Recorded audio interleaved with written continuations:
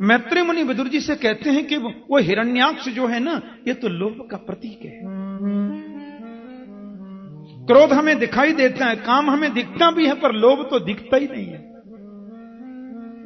और ये बढ़ता ही जाता है लोभ। जिम प्रति लाभ लोभ अधिकाई, जो जो लाभ बढ़ता है, लाभे न वर्धते लोभ। हिरण्याक्ष का रूप है जिसकी आंखों में सुवर्ण का महत्व है, ये बहुत बढ़ता है।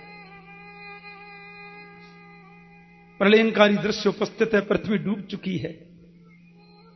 ब्रह्मा ने स्वयं मनु से कहा तुम सृष्टि का सृजन करो। बोले सृष्टि करूं कहां, पृथ्वी तो है ही नहीं। इधर हिरण्याक्ष हिरण्यकश्यपु की इतनी प्रतिभा। वैसे प्राचीन भारत में लोग उड़ते भी थे, केवल देवता और प्रतिभावान दैत्य ही नहीं, मानव भी जो साधना संपन्न होते वो उड़ते थे। इसने नाक में दम कर रखा देवताओं की, हिरण्याक्ष ने। ब्रह्मा ने गोविंद से प्रार्थना की। प्रार्थना करना हमारा कर्तव्य है, मांगना हमारा धर्म नहीं है। प्रार्थना के बाद में जो सूत्र बचता है उसका नाम प्रतीक्षा है। हम प्रार्थना बाद में करते हैं, मांगने की लिस्ट प्रस्तुत पहले कर देते हैं, इसलिए प्रार्थना गड़बड़ हो जाती है। प्रार्थना में निष्कामता होनी चाहिए, तो ही प्रार्थना सार्थक है। सेवा होती है शरीर से, भजन होता है मन से, प्रार्थना होती है आत्मा से। प्रार्थना तो परमात्मा का प्रतीक है, मांगना नहीं। और मैंने निवेदन किया था कि मांगने से तो हम अपनी नजरों में गोविंद को छोटा बनाते हैं, क्योंकि मांगा उसी से जाता है जिसको मालूम नहीं कि मुझे क्या चाहिए। जो अंतर हृदय में बैठा है उससे हम मांग रहे हैं, इसका मतलब हम उसको यह बताना चाहते हैं कि हम इसलिए मांग रहे हैं कि तुम्हें मालूम नहीं कि मुझे क्या चाहिए। और जिसको मालूम नहीं वो भगवान तो नहीं हो सकता। इसलिए प्रार्थना करो, मांगना नहीं। ब्रह्मा जी को जोर से छींक आई, नासा छिद्र में से नन्हा सा बराह बालक निकला। थोड़ी देर में ही वो तो विशाल रूप में परिवर्तित हो गए। बोलिए बाराह भगवान की जय। ये जो कुशा है ना, कुशा 12 भगवान के श्री अंग से झरे हुए जो रोम हैं, वही तो कुशा के रूप में परिवर्तित हैं। उसको बड़ा पवित्र मानते हैं। प्राचीन हिंदू मंदिरों में आपको खम्भों पर बराह की प्रतिमा जरूर दिखाई देगी। प्राचीन मंदिर देखना कहीं भी, सबसे पवित्र माना जाता है बराह को। उनको यज्ञ भी बोलते हैं। प्रभु ने डुबकी लगाई, पृथ्वी को अपनी दंष्ट्राओं पर रख करके परमात्मा निकल रहे। हिरण्याक्ष ने तो नारद जी को पकड़ लिया। बाबा क्या, दोनों ही उड़ रहे थे, नारद भी उड़ रहे हैं, वो भी उड़ रहे हैं। हाँ, क्या है, खाली वीणा ही बजाता रहता है, कुछ लड़ना झगड़ना भी आता है। नारद जी बोले श्री कृष्ण गोविंद हरे मुरारे, हे नाथ नारायण वासुदेवा। कीर्तन करना आता है, झगड़ा करना तो आता नहीं, लेकिन आपको हमारे साथ में युद्ध तो करना पड़ेगा। काय को करना पड़ेगा? क्योंकि बाजुओं में खुजली चलती, कोई लड़ने वाला नहीं मिलता। नारद जी बोले मान लो मैं तुमसे युद्ध न करूं, किसी पहलवान का नाम बता दूं तो कैसा रहे? बोले जल्दी बताओ। तुम सीधे जाओ, नीचे उतरो, नीचे उतरो। और समुद्र में से एक बारह पृथ्वी को लेकर निकल रहा होगा, उसको जाके पकड़ लो। हाँ, ऐसी खुजली मिटेगी तुम्हारी बाजुओं की कि जीवन में दोबारा कभी खुजली ही नहीं होगी। देखो, नारद जी का नाम है भागवत में, जिसको नारद मिलते हैं ना, उसको भगवान जरूर मिलते हैं। पक्की बात है। आप एक भी कथा ऐसी नहीं बता सकते कि जिस किसी को नारद मिले हों उसको भगवान न मिले हों। एक भी कथा ऐसी नहीं है। इसलिए भागवत में तो नारद जी का नाम है नारदो देव दर्शन। ऐसा नारद का विशेषण है, नारदो देव दर्शन। नारद जी जिसको मिल गए उसको परमात्मा मिलेंगे, यह कन्फर्म है, पक्की बात है। ऐसे करुणाशील हैं। अब जैसे पुजारी वैसे भगवान से मिला देते हैं। जिस स्तर का पुजारी है वैसे ही रूप वाले भगवान से मिला देते हैं। लो भैया ये तुम्हारे लिए मिलेंगे। अब सब लोग जानते हो कथा कि भगवान जब निकल रहे थे तो हिरण्याक्ष ने बार बार मार्ग रोके, कभी प्रयास करे कि ये मुझे कुछ छेड़े तो मैं इनसे युद्ध, क्योंकि लड़ने के लिए तो बहाना चाहिए, और लड़ाई की जिनकी आदत होती है वो बहाने ढूंढा करते हैं, कोई ना कोई बहाना तो ढूंढ ही लेते हैं। एक बात बताऊं, आपको बेवजह किसी से झगड़ा करना है तो बहुत बढ़िया नुस्खा है। बोलो जय श्री कृष्ण। आप तो नोट ही कर लो, बीच रोड पर खड़े हो जाओ और कोई व्यक्ति अपनी नई गाड़ी को स्वयं ड्राइव करके ले जा रहा हो तो हाथ दे करके रोको। वो खिड़की का कांच खोलकर आपसे पूछे कहिए क्या बात है, तो स्टीयरिंग पकड़ के बोलो ये तो मेरी है। इससे बढ़िया दूसरा तरीका युद्ध का दूसरा है ही नहीं। बाद में जो होगा सो होगा, एक बार तो झगड़ा हो ही जाएगा बेवजह। अब हिरण्याक्ष ने देखा कि बार बार रास्ता रोकता हूं, ये मार्ग बदल बदल के जाता है, लड़ूं कैसे?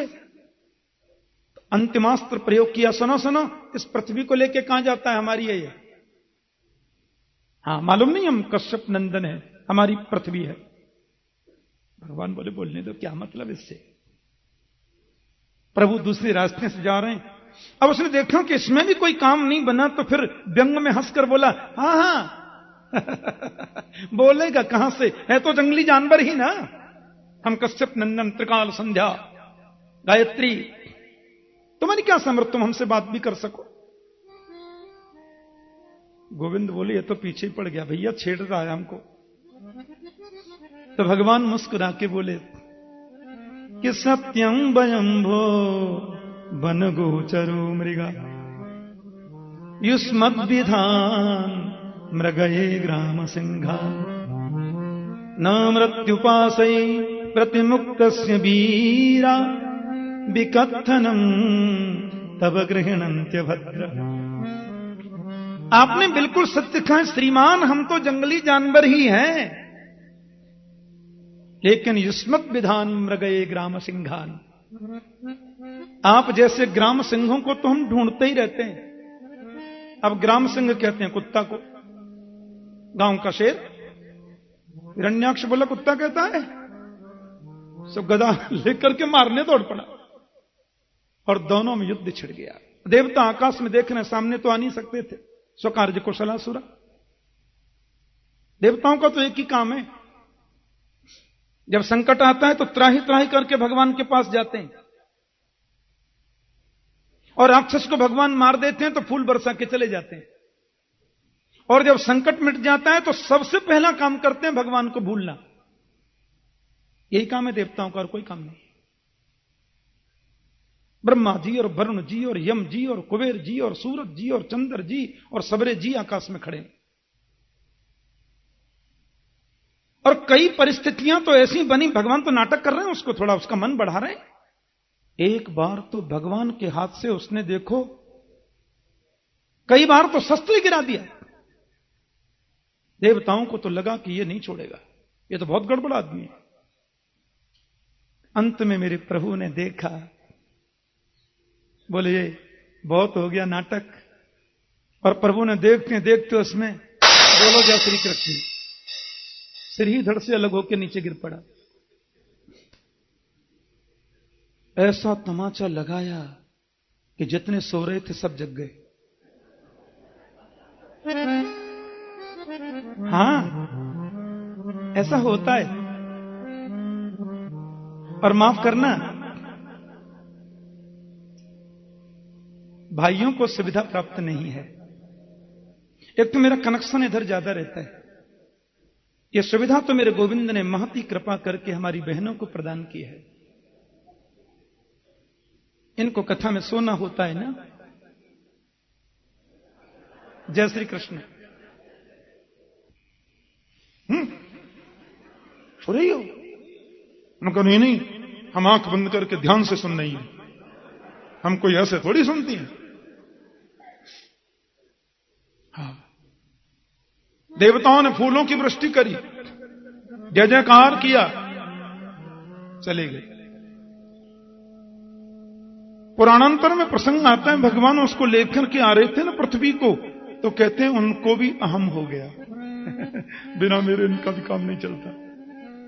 थोड़ा समुद्र में क्या डूब गई, बराबर ना पड़ा।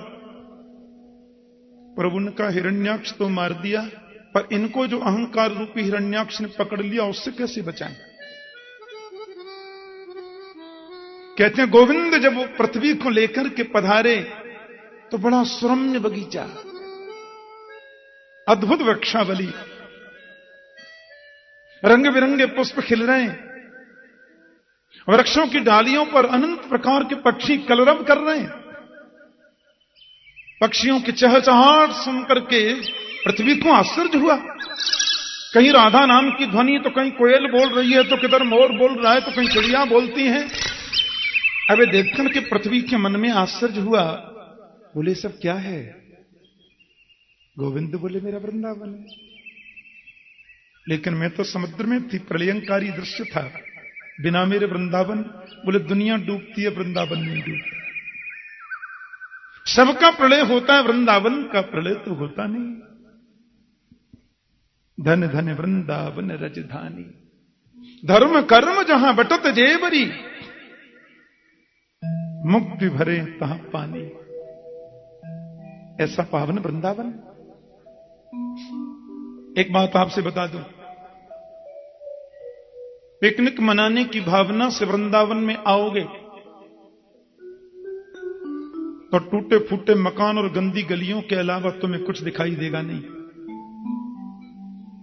और भक्ति के चश्मा से वृंदावन को देखने का प्रयास करोगे तो यहां की रज के कण कण में तुम्हें गोविंद का दर्शन होगा। यही वृंदावन का वैशिष्ट्य है। वृंदावन के वृक्ष को मरम न जाने को, डाल डाल अरुपात पे सी राधे राधे हो। विचित्र वैशिष्ट्य यहां का। दर्शन किया।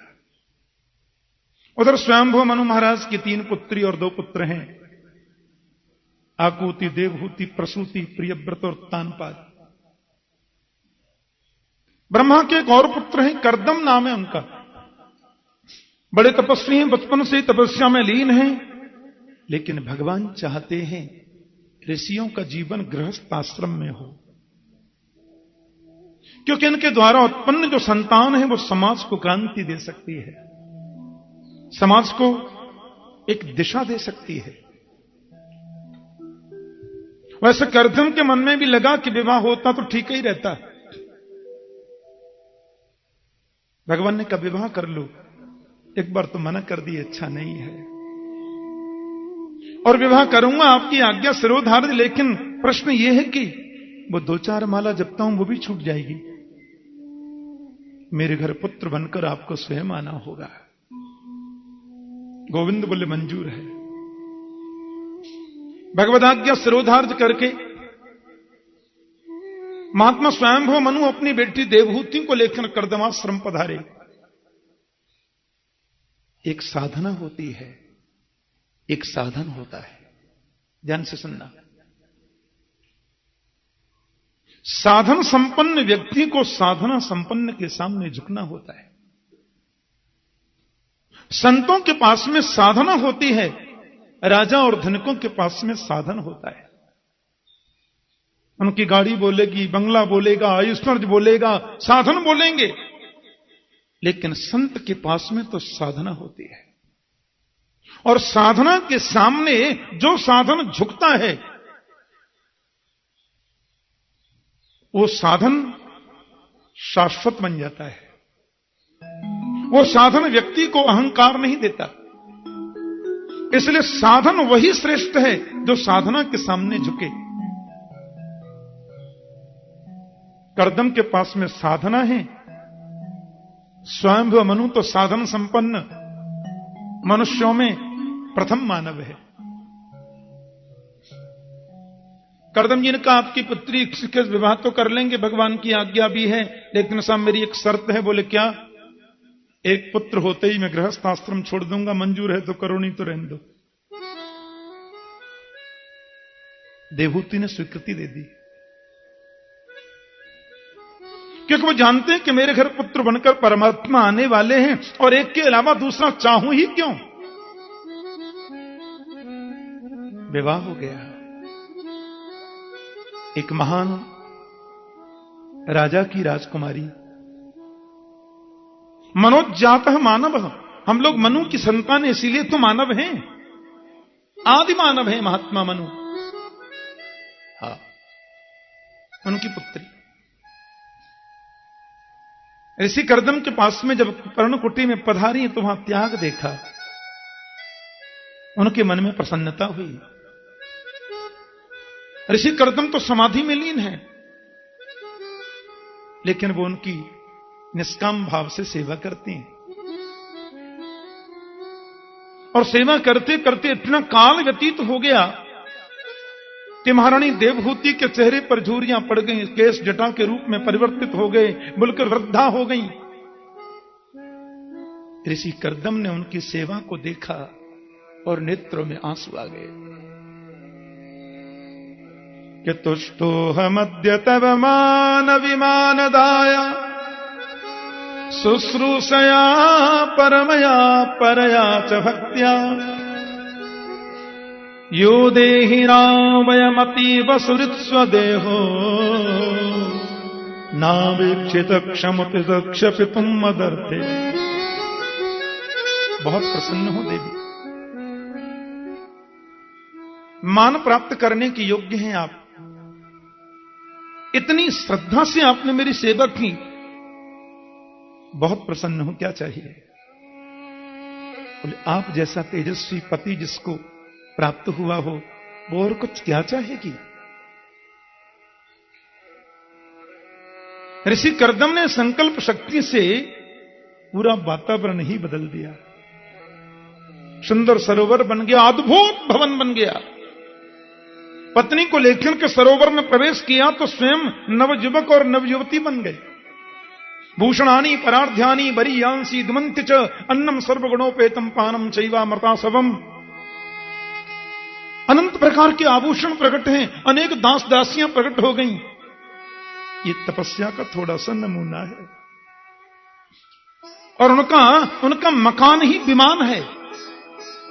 कामग कामना के अनुसार गमन करता है। एक बात कहूं, ज्यादा ऐश्वर्य बढ़ जाए, इसके बढ़ने पर इसकी संख्या कम होने का खतरा है। इसके बढ़ने पर भी ये कम न हुई तो समझो गोविंद की महती कृपा है। प्यार से बोलो जय श्री कृष्ण। ढीले काय को बोलते, जोर से बोलो ना, जय श्री कृष्ण। ऋषि कर्दम ने सब उत्पन्न किया। बहुत विस्तार से वर्णन है भागवत में उनके ऐश्वर्य का, उनके भवन का। और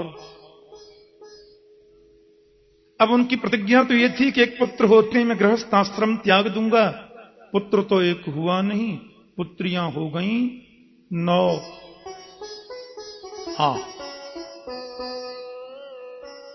एक बात कहूं, कर्दम महाराज जैसी पुत्री तो परमात्मा सबको दे। क्रांति कर दी पूरे आध्यात्मिक जगत में। और एक बात आपसे बड़ी निसंकोच भाव से कहूं, घर में पुत्र होना जितना हम आवश्यक समझते हैं, पुत्री का होना उससे ज्यादा जरूरी है। और सत्य समझना, कदाचित पुत्र कुपुत्र हो सकता है, पर पुत्री कुपुत्री कभी नहीं होती। पिता की इज्जत का जितना ख्याल बेटी रखती है ना, कभी कभी पुत्र से तो भूल हो जाती है। मैंने सुना है संतों के मुख से, कई पिता ऐसे भी होते हैं जिनका एक ही पुत्र है, भर जवानी में सांप ने डस लिया, बेटा मर गया। इतने कठोर भी पिता होते हैं जो ऐसी परिस्थिति में भी नहीं रोते। ऐसा कठोर पिता भी जब पुत्री का कन्यादान करके उसको विदा करता है तो अपने आंसुओं को रोक नहीं पाता। संसार के जितने संबंध आज तक बने हैं, उन संबंधों में सबसे निर्मल, सबसे उत्तम, सर्वश्रेष्ठ यदि कोई संबंध है तो वह पिता और पुत्री का संबंध है। क्या है बेटा? बेटा, पुत्र या लड़का? लड़का किसको बोलते हैं? लड़का वो होता है जो बात बात में लड़कर के अपना हिस्सा मांगे। हाँ, कितना बनता है? नहीं किया तो क्या हुआ? बड़े को दिया तो मैं क्यों नहीं ले सकता? उसने लिया तो मेरा भाग बनता है। करे कुछ नहीं और बात बात में लड़े कि मुझे इतना चाहिए, वो लड़का होता है। हाँ, बेटा का स्तर कुछ ऊंचा है उससे। पिताजी ने प्रेम से जो बट में दे दिया, जो बंटवारा में मिल गया उसी में प्रसन्न है, वो है बेटा। जो बट में मिल गया उसी में संतुष्ट, वो बेटा। पर पुत्र कौन है? पुण्णाम नरका त्रायतेति पुत्र। पिताजी से बोले आप संपत्ति किसी को भी प्रदान करें, अपनी चरण पादुका मुझे दे दें, अपने चरणों की सेवा मुझे दें, आप मेरे पास में रहें, सेवा का अवसर मुझे देते रहें, और कुछ नहीं चाहिए। ये पुत्र है। लेकिन पुत्री का स्थान तो उससे भी आगे है। गेहूं का खेत है ये तो, जहां जहां बोया वहीं कट गया, लेकिन बेटी तो धान का प्लांटेशन है। एक जगह बोया जाता, दूसरी जगह पिरोया जाता। पुत्री तो जरूर होनी चाहिए। ऋषि कर्दम के मन में कष्ट नहीं है, बहुत प्रसन्नता है। मेरे घर 9 पुत्रियां हैं, 9 यज्ञ तो कन्फर्म है। एक कन्यादान करूंगा तो यज्ञ का फल मिलना है। प्राचीन भारत में तो महिलाएं बहुत पढ़ी लिखी होती थीं। मैं आपको ऐसी 50,000 स्त्रियों का नाम बता सकता हूं जिनको वेद और वेदांत का संपूर्ण ज्ञान था। उपनिषद भरे पड़े हैं कथाओं से। क्या मैत्रेयी, क्या गार्गी, क्या मदालसा, क्या अनसुईया, ऐसी ऐसी महिलाएं हुई इस राष्ट्र में। आजकल कुछ लोग कहा कि पुराने जमाने में लोग पढ़ाते नहीं थे। मैंने कहा पुराने जमाने की बात कर रहे हो कि अंग्रेजी जमाने की बात कर रहे हो? प्राचीन भारत से मेरा मतलब अंग्रेजी शासन नहीं। प्राचीन भारत से मेरा मतलब भारत के माथे पर कलंक कालिख मुस्लिम प्रशासन नहीं। प्राचीन भारत से मेरा मतलब है वैदिक भारत, वेद का भारत, जिसमें नारी बहुत शिक्षित होती थी। ये जो घूंघट लगाती है ना बहने 1.5 हाथ नीचा, ये हिंदू संस्कृति की देन नहीं है। हिंदुत्व में घूंघट का प्रचलन नहीं है। जानकी माता ने दशरथ जी से घूंघट का भी लगाया, ऐसा मैंने तो कहीं नहीं पढ़ा। महारानी रुक्मिणी ने वसुदेव जी से कभी घूंघट लगाया, ऐसा शास्त्र में वर्णन तो नहीं मिलता। हमारे यहां तो आंखों का संकोच है? ससुर जी आए, जरा नजरें झुका लो, थोड़ा सिर ढक लो, हो गया सम्मान। अब घूंघट तो लगा लो 3 हाथ नीचा और घूंघट में से गाली सुनाओ, आजा बजमारे तेरे सिर पे हड़िया फोड़ूंगी।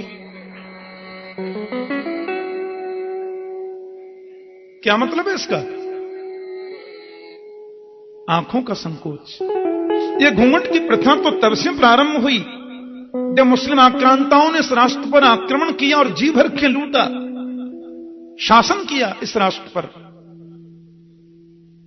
फिर उनकी कुत्सित वृत्ति, उनकी कुदृष्टि, कामपूर्ण दृष्टि मेरे भारत की नारियों पर जब पड़ने लगी, तो इस राष्ट्र की नारियों ने उन दुष्टों से अपने आप को बचाने के लिए मुंह ढकना प्रारंभ कर दिया, और तभी से अशिक्षा का बोलबाला हो गया। तभी से इस राष्ट्र में अशिक्षा बढ़ने लगी। नारी की शिक्षा पर कुठाराघात हुआ। अंग्रेजों ने उसको और पक्का कर दिया मोहर लगा के। हमें प्राचीन भारत में लौटना होगा, वैदिक भारत में चलना होगा, जिस राष्ट्र में नारी का कितना सम्मान। एक बात आपसे कहूं, दुनिया के जितने भी धर्म हैं, किसी धर्म में देवी नहीं होती। इस्लाम में जो है देवा ही होता, देवी नहीं है। ईसाइयों में जो कुछ है देवा है, देवी नहीं है।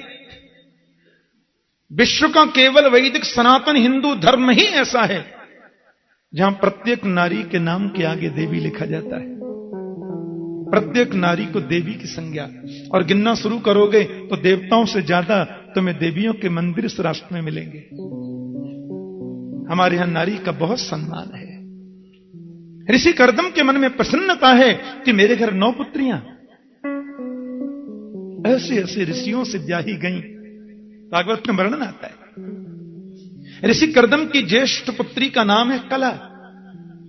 ये ऋषि मरीचि की पत्नी बनी। अनसुईया ऋषि अत्रि की पत्नी बनी। कौन नहीं जानता माता अनसुईया का नाम? ब्रह्मा विष्णु महेश को जिसने छोटे छोटे बालक बना दिया, सब जानते हैं कथा। भगवान राम की गुरुमाता ऋषि वशिष्ठ की पत्नी अरुंधति कर्दम की बेटी है, जिन्होंने नारायण के वक्ष पर पाद प्रहार किया। ऋषि भृगु की पत्नी भी कर्दम की बेटी है। एक से एक विदुषी, एक से एक पंडिता, शास्त्रज्ञ। कर्दम ने कहा, देवी मुझे लगता है बहुत हो गया। गृहस्थ आश्रम का सुख देखा, अब मुझे अध्यात्म चिंतन के लिए पुनः वन प्रस्थान करना चाहिए। माता देवहूति ने कहा, लेकिन आप तो बोलते थे पुत्र होने पे, वो पुत्र तो हुआ ही नहीं। कर्दम को याद आ गई, ओहो प्रभु ने मेरे घर पुत्र बन के आने को बोला था। रुक गई, और 10वें संतान के रूप में ऋषि कर्दम के घर भगवान कपिल देव पधारे। बोलिए कपिल देव भगवान की। कपिलस तत्व संख्याता भगवान आत्माया। इतना सुंदर भगवान कपिल का स्वरूप है। महाराज कर्दम की बेटियां, परिवारीजन, प्रियजन बड़ी खुशियां मना रहे हैं, आनंद उत्सव हो रहा है। कपिल जी पधारे हैं, परमात्मा आए हैं, खुशी तो होनी थी। लेकिन कर्दम ने तो अपना कमंडल उठाया, वन को चल दिए। जो वचन दिया उसका पालन करना है। वे तो चले गए वन को। आहा, बोले इनका तुम लालन पालन करो, मैं इनका चिंतन एकांत में करूंगा। ध्यान से सुनना।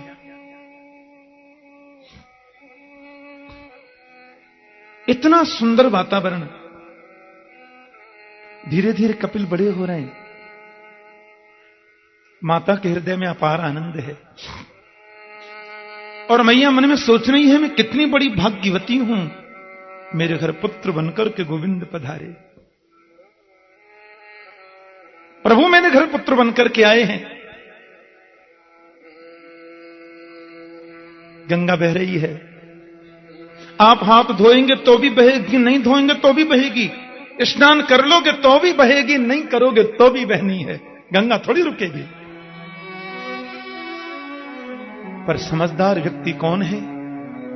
जो बहती गंगा में हाथ धो ले, प्रक्षालन कर ले, आचमन करके अंदर बाहर की स्वच्छता ले ले। मैया ने कहा, मेरे पति कितने भाग्यवान हैं, उन्होंने तो प्रभु को पा लिया मानो। वे तो जीवन मुक्त महापुरुष हैं। लेकिन मेरे घर परमात्मा पुत्र रूप में पधारे, उसका लाभ मैं न ले सकी, इससे बड़ी नासमझी और क्या हो सकती है।